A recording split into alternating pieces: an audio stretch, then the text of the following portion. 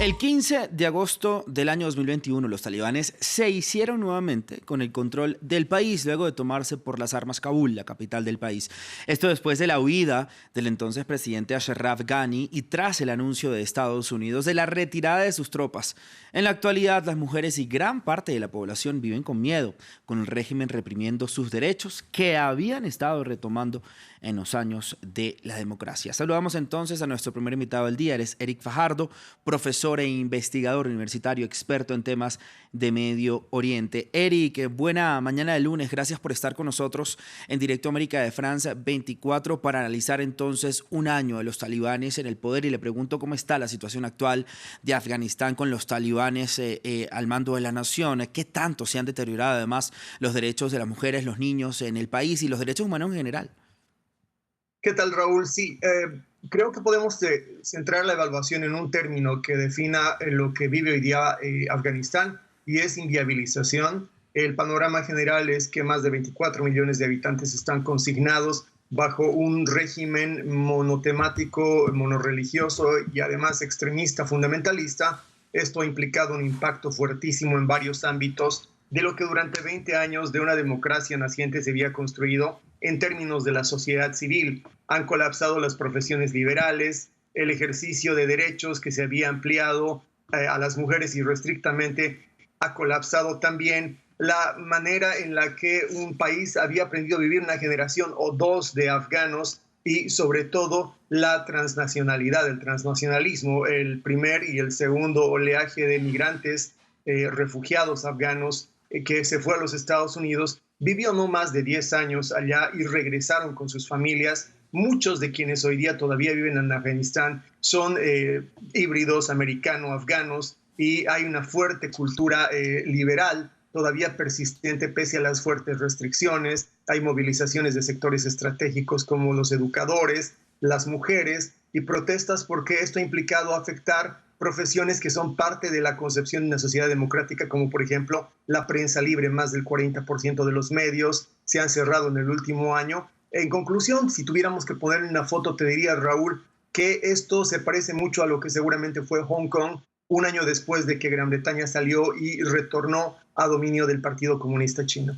Eric, digamos que esto tenía fecha, es decir, la llegada de los talibanes nuevamente al poder, porque se pudiera decir que después del anuncio y la paulatina retirada de las tropas estadounidenses y la coalición internacional fue cuando los talibanes, digamos, de alguna manera tomaron fuerza para llegar hasta Kabul, la capital también, ¿no? Tras la huida del entonces presidente Ashraf Ghani. Digamos que esto fue el detonante para que los talibanes nuevamente se tomaran con el control del país. O sea, era, digamos, una crónica de una muerte anunciada, como se dice.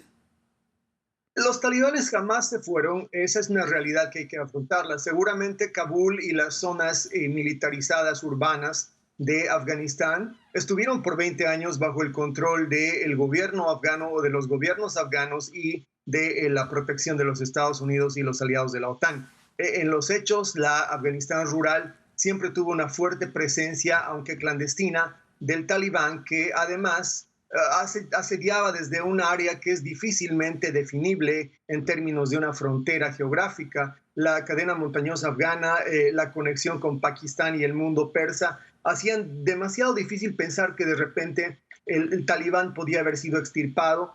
Definitivamente nunca terminaron de salir. Lo que yo creo que sería mejor usar como un término para definir lo que sucedió no es el comienzo de una era, sino el fin de una elipsis. Los 20 años de democracia, mal que bien generados por la presencia de la OTAN y los Estados Unidos, fueron una elipsis en un continuum que yo entiendo ha sido siempre el de esta élite clasista, pseudointelectual, que se ha declarado la tutelar del resto de las etnicidades. Hay al menos de 10 etnicidades, 6 lenguas madre en el mismo territorio, un fuerte multiculturalismo que han sido sofocados y que hoy día está viendo paso a paso restringidas todas las conquistas en términos de democracia que habían conseguido en 20 años.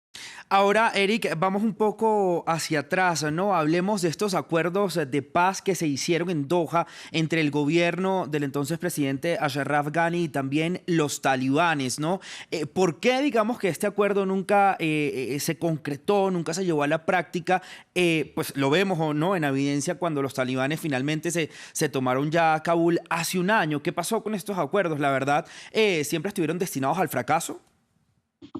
Los acuerdos fueron siempre una posición retórica de cara a la opinión pública de un talibán que necesitaba reinventarse y proyectar la imagen que tan largamente sus voceros trataron de proyectar de un reformismo moderado. Esta versión atenuada que ellos vendieron tenía como pieza clave de su histrionismo, por supuesto, Oslo, pero Oslo y las otras reuniones fueron nada más eso, fueron posiciones de opinión pública de una organización que entendía que las condiciones objetivas para recuperar el territorio afgano se estaban dando conforme la política exterior de Washington cambiaba y más allá de que no hubo una declarada transformación en su, llamémosle así, doctrina de seguridad internacional, era claro que los Estados Unidos atentaba a abandonar a Afganistán. Ahora, ¿en qué medida eso colaboró la debilidad enorme, ingénita de la democracia afgana? ¿En qué medida una cultura de corrupción largamente engendrada desde la época de la Unión Soviética